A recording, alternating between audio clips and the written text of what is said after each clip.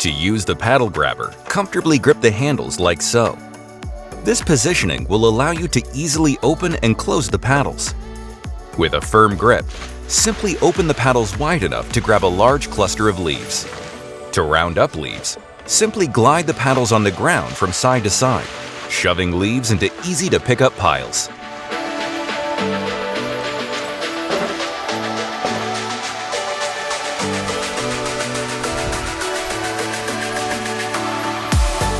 There are two techniques to picking up leaves or debris.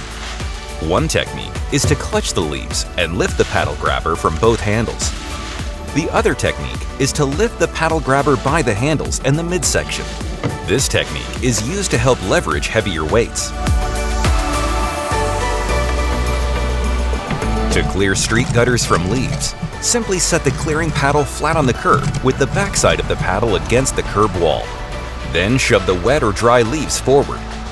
With the paddle grabber, it is very easy to clear street gutter and storm drains.